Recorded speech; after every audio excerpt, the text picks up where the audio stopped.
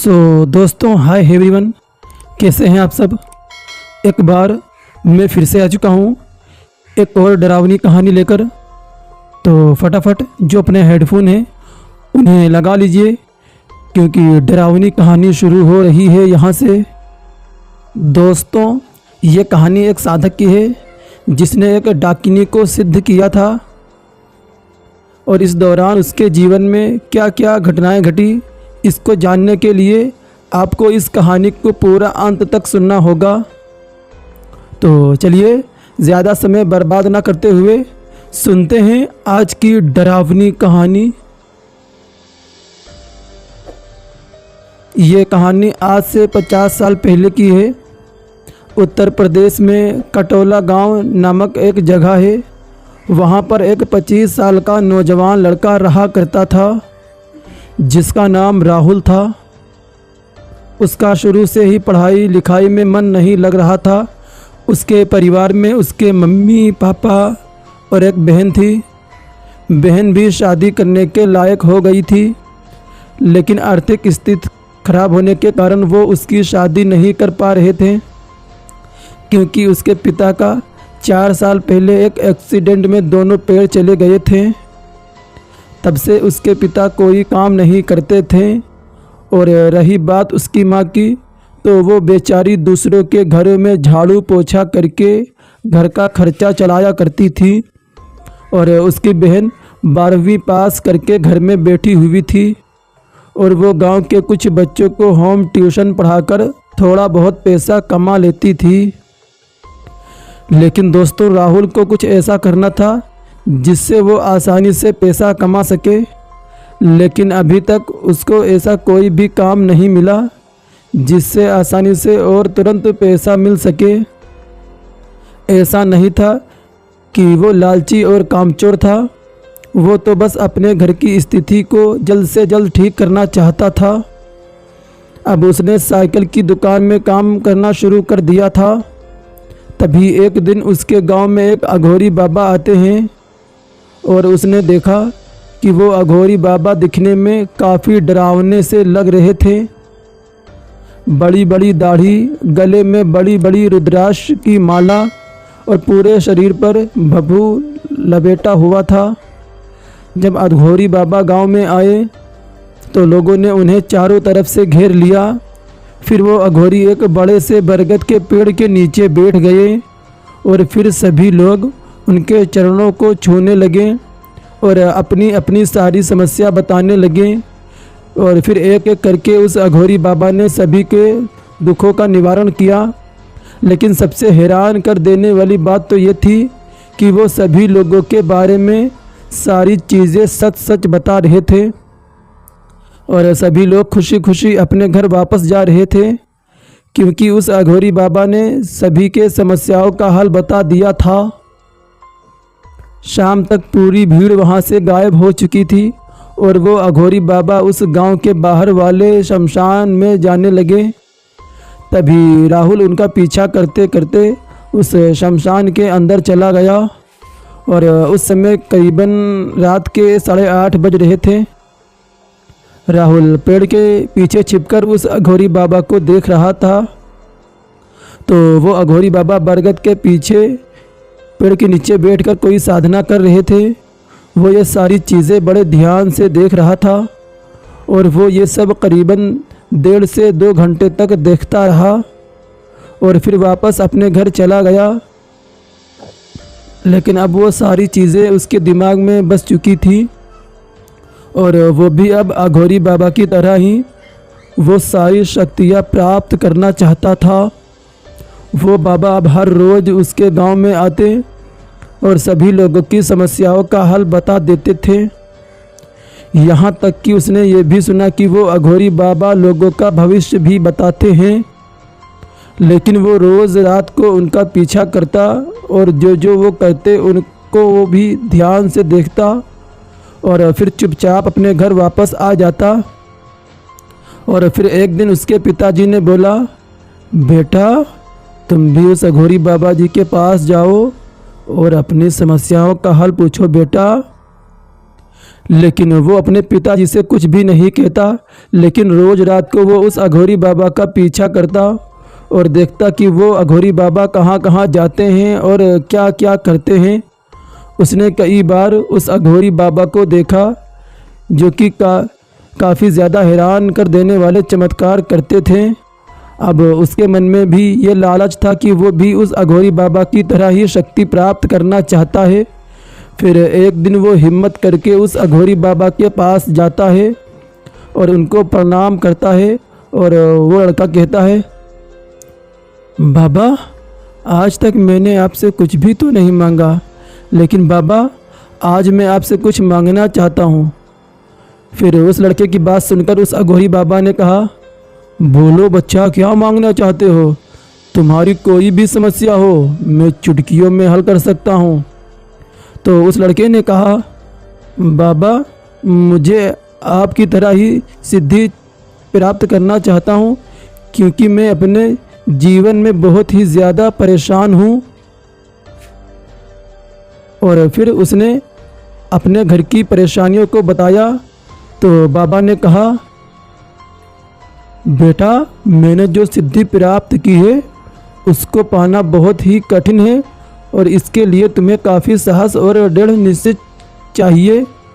तो राहुल ने कहा, बाबा मुझे आपकी सारी शर्तें मंजूर हैं, बस मुझे ये बताइए कि मुझे ये सिद्धि कैसे प्राप्त होगी। तो बाबा ने बताया कि ये सिद्धि प्राप्त करने से पहले मैं तुम्हें कुछ बताना चाहता हूँ कि बेटा इस सिद्धि से तुम्हारी जान को भी ख़तरा है। अगर तुम अपनी जान की परवाह भी नहीं करते हो तो मैं तुम्हें ये सिद्धि के बारे में विस्तार से बताऊँगा। तो राहुल ने कहा, बाबा मुझे आपकी सारी शर्तें मंजूर हैं, बस आप मुझे ये बताइए कि ये सिद्धि कैसे प्राप्त होगी। फिर बाबा ने कहा, जिस सिद्धि को तुम प्राप्त करना चाहते हो उस साधना को डाकिनी साधना कहते हैं बेटा। फिर उस अघोरी ने डाकिनी साधना करने की विस्तार से पूरी विधि बताई। डाकिनी की साधना तुम्हें चतुर्दश कृष्ण पक्ष की अर्धरात्रि से प्रारंभ करना होगा और तुम्हें ये साधना शमशान या सुनसान जंगल में करना होगा बेटा, जहाँ बेटा कोई भी तुम्हें देख ना सके। और सामग्री के लिए तुम्हें मांस, मदिरा, नर कपाल, लाल पुष्प, कुमकुम, सरसों का तेल, नारियल का गोला, किशमिश, सूखे मेवे और लाल चंदन की माला, ये सब लेकर तुम्हें किसी सुनसान जंगल में जाकर साधना करना होगा और उस स्थल को सिंदूर और सरसों के तेल को मिलाकर मूल मंत्रों को पढ़कर घेरा बनाना है और सामने मूर्ति स्थापित करके तेल का दीपक जलाकर देवी की पूजा करनी है। पूजा के दौरान नर कपाल को स्थापित करके सिंदूर लगाकर उसकी भी पूजा करनी है बेटा। और पूजा के बाद पूरी विधि से तुम्हें नारियल के जटाओं को जलाकर हवन करना है और हवन करते वक्त तुम्हें 108 बार डाकिनी सिद्धि मंत्र पढ़ना है। इस शक्ति को नियंत्रित होने पर साधक को भूत, प्रेत, पिशाच आदि को नियंत्रित कर सकता है। वो इसे किसी भी व्यक्ति के कल्याण के लिए उपयोग कर सकता है। संतान और धन के साथ साथ ये ज्ञान एवं बुद्धि तथा कलात्मकता को भी प्रदान करती है। इस सिद्धि के बाद साधक इससे असंभव कार्यों को भी सिद्ध कर सकता है। लेकिन बेटा डाकिनी को सिद्ध करना इतना आसान नहीं है। डाकिनी पहले साधक को डराती है, फिर तरह तरह की महक रूपों में भोग के लिए प्रेरित करती है। इसलिए जिसका निश्चित दृढ़ है सिर्फ वही इस साधना को पूरा कर सकता है और अपने विचारों को शून्य किए बिना डाकिनी सिद्ध नहीं होती। निरंतर अभ्यास से डाकिनी को सिद्ध किया जा सकता है बेटा। यदि कभी साधना भंग हो गई तो तुम्हें काफ़ी भारी नुकसान भी हो सकता है। इस सिद्धि को तुम भविष्य भी देख सकते हो, अपना भी और दूसरों का भी। और सबसे ज़रूरी बात, कि तुम डाकिनी को बेवजह बुलाकर तमाशा दिखाना या सामान्य भोगों को प्राप्त करने में उपयोग नहीं कर सकते। साधना के समय भयानक आवाज़ें भी आ सकती हैं, आंधी तूफान जैसे प्रकोप हो सकते हैं, पर इनसे घबराना मत। साथ ही डाकिनी के साधक को हमेशा दुराचार से बचना चाहिए और लोक कल्याण का भाव रखना चाहिए, अन्यथा वो अपनी सिद्धि खो बैठेगा और उसका बुरा हश्र होगा।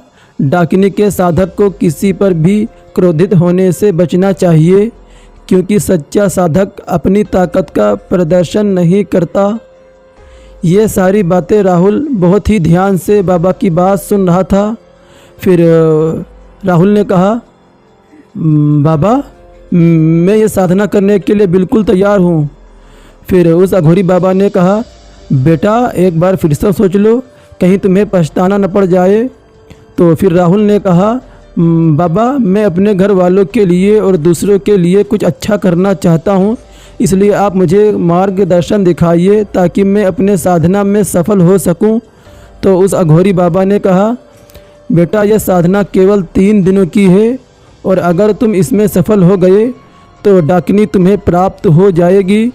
लेकिन बेटा एक बात याद रखना, जब डाकिनी तुम्हारे सामने प्रकट होगी तो वो तुमसे ये सवाल ज़रूर पूछेगी कि तुम मुझे किस रूप में प्राप्त करना चाहते हो, माता, बहन या फिर प्रेमिका के रूप में।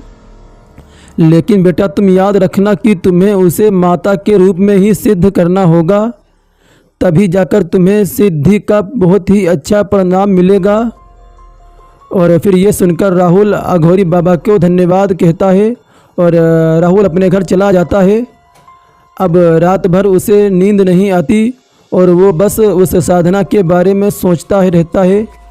धीरे धीरे करके वो सारी सामग्री को इकट्ठा कर लेता है और जो उस अघोरी बाबा ने बताया था, लेकिन बस एक सामग्री की कमी थी जो कि साधना में सबसे ज़्यादा ज़रूरी थी, और वो थी इंसान की खोपड़ी यानी कि नर कपाल।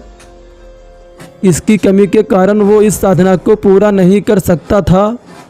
वो 1 हफ्तों तक इधर उधर नर कपाल की तलाश में भटकता रहा, लेकिन उसे वो चीज़ प्राप्त नहीं हुई। हार मानकर वो फिर से उस अघोरी बाबा के पास गया और उसने अपनी समस्या का हल पूछा। तो उन्होंने कहा, बेटा अगर तुम्हें नल कपाल नहीं मिल रहा है ना, तो तुम किसी बंदर की खोपड़ी को भी उपयोग में ले सकते हो, लेकिन उसे शमशान के दक्षिण दिशा में बैठकर उस बंदर के कपाल को जागृत करना होगा, तभी जाकर तुम्हें इस साधना में सफलता प्राप्त होगी। इतना सुनकर वो थोड़ा बहुत खुश हुआ और किसी तरह करके उस बंदर का कपाल मिल ही गया। अब उस कपाल को जागृत करने के लिए उस अघोरी बाबा ने फिर एक मंत्र बताया और फिर उसने उस कपाल को जागृत कर लिया। इसके बाद कृष्ण पक्ष की रात को वो एक सुनसान जंगल में गया जहां आसपास कोई भी इंसान उसे नहीं देख सकता था। और फिर जैसे जैसे उस अघोरी बाबा ने बताया वैसे वैसे ही वो साधना उसने करनी शुरू कर दी। जब उसने साधना की शुरुआत करी तो उसे शुरू में बिल्कुल भी डर नहीं लगा, लेकिन जैसे जैसे वक्त गुजरता गया दोस्तों, वैसे वैसे उसके कानों में बहुत ही डरावनी आवाज़ गूंजने लगी और ऐसा लगने लगा जैसे आंधी तूफान आने वाला हो या फिर होने लगी बारिश होने लगी हो। लेकिन उसने बाबा की बात का ध्यान रखा था कि उसे इन सब चीज़ों को घबराना नहीं है। और फिर थोड़ी देर के बाद ही जंगली जानवरों की आवाज़ आने लगी, लेकिन उसने अपना निश्चय बिल्कुल दृढ़ कर लिया था और इसी तरह करते करते 2 दिन कब गुजर गया पता ही नहीं चला। लेकिन फिर तीसरी और आखिरी रात जैसे ही उसकी साधना पूरी होने वाली थी, तभी उसे ऐसा लगा जैसे कोई उसके पास आकर उसके चारों तरफ गोल गोल घूम रहा है और उसके कानों में किसी के हंसने की बहुत ही ज़्यादा डरावनी आवाज़ आ रही थी। लेकिन फिर भी वो घबराया नहीं और उसने अपनी साधना को पूरा कर लिया। साधना करने के बाद तभी उसके कानों में आवाज़ गूंजी, आंखें खोलो राहुल। और फिर जब उसने अपनी आंखें खोली तो सामने एक औरत खड़ी थी जो दिखने में बिल्कुल काली जी की तरह दिख रही थी और वो काफ़ी ज़्यादा लंबी और डरावनी लग रही थी और उसके एक हाथ में बहुत पुरानी और एक मोटी सी किताब थी। इतना देखकर राहुल काफ़ी ज़्यादा घबरा जाता है, लेकिन फिर भी हिम्मत करके वो उसको प्रणाम करता है। फिर वो औरत बोलती है, राहुल तुमने मुझे सिद्ध कर लिया है और अब तुम मुझे बताओ कि तुम मुझे किस रूप में प्राप्त करना चाहते हो राहुल। तो राहुल ने बोला, मैं आपको अपनी माता के रूप में प्राप्त करना चाहता हूँ, क्योंकि राहुल के अंदर इतना बल नहीं था कि वो उसे प्रेमिता के रूप में स्वीकार करे और उस अघोरी बाबा ने भी केवल माता के रूप में ही प्राप्त करने को कहा था, जिसके कारण राहुल ने उसे माता के रूप में ही प्राप्त करना सही समझा। और फिर इतना सुनकर वो डाकनी बहुत ज़ोर ज़ोर से हंसने लगी और कहा, ठीक है राहुल, आज से तुमने मुझे माता के रूप में सिद्ध कर लिया है। और फिर राहुल ने तुरंत बोला, माता क्या अब मुझे वो सारी शक्तियाँ मिल सकती हैं जो मैं चाहता हूँ। और राहुल की बात सुनकर डाकनी ने कहा, राहुल तुम्हें किस प्रकार की सिद्धि चाहिए मुझे बताओ। तो राहुल ने कहा, माता मुझे इस संसार में जितने भी भूत प्रेत पिशाच हैं वो सभी मेरे अधीन रहें और वो सभी मेरी बातों को माने। इतना सुनकर डाकनी बहुत ज़ोर ज़ोर से हंसती है और फिर बोलती है, राहुल इतनी आसानी से तुम्हें ये सब प्राप्त नहीं होगा, तुम्हें एक और साधना करनी होगी, तब जाकर तुम्हें ये सिद्धि प्राप्त होगी। और फिर इतना सुनकर राहुल हैरान हो जाता है और वो ये सोचता है कि अब कौन सी साधना करनी है। फिर उस डाकनी ने उस मोटी सी किताब को दिया और राहुल से कहा कि राहुल तुम्हें 3 दिन की और साधना करनी है और ये साधना इतनी आसान नहीं होगी, तुम्हें मेरा मंत्र तो जाप करना ही होगा, साथ ही इस किताब में जितने भी मंत्र लिखे हुए हैं वो सभी को तुमको एक साथ पढ़ना होगा। लेकिन जब तुम इस किताब को पढ़ोगे तब तुम्हें आभास होगा कि तुम्हारे चारों तरफ भूत प्रेत पिशाच भटक रहे होंगे, लेकिन राहुल तुम्हें घबराना नहीं है। और फिर इतना सुनकर राहुल परेशान हो जाता है और वो कहता है, माता ये कैसे संभव है, क्योंकि एक समय में केवल मैं एक ही चीज़ कर सकता हूँ, या तो मैं आपकी साधना करूँ या फिर मैं इस किताब में दिए हुए मंत्रों को पढ़ूँ। तो माता ने कहा, राहुल ठीक है, मैं तुम्हें एक शक्ति देती हूँ, जिस शक्ति से तुम आंख बंद करके भी इस किताब को पढ़ पाओगी और साथ ही मेरा मंत्र भी जाप भी कर पाओगे। इतना सुनकर राहुल काफ़ी ज़्यादा खुश हो जाता है। लेकिन दोस्तों कहानी में सबसे ज़्यादा ट्विस्ट तो अब आता है। तो दोस्तों इसके बाद राहुल के साथ क्या होने वाला है, क्या राहुल एक और सिद्धि प्राप्त कर पाएगा या नहीं कर पाएगा, या इसने जो सिद्धि प्राप्त की है जो डाकनी को हासिल किया है, या ये डाकनी हमेशा राहुल के साथ रहेगी, या फिर राहुल का क्या होने वाला है। अब बहुत ही ज़्यादा मज़ेदार कहानी होने वाली है, तो प्लीज़ कहानी को लाइक करें और छोटा सा कमेंट ज़रूर दें। और अगर इसी तरह की डरावनी कहानियाँ सुननी है तो प्लीज़ हमारे चैनल को सब्सक्राइब करें और बेल आइकन को भी दबाइए, ताकि हमारी जो नई वीडियो अपलोड हो सबसे पहले आप तक नोटिफिकेशन पहुंच सके। फिर आपसे मुलाकात होगी एक और नई वीडियो में, तब तक के लिए bye bye and take care.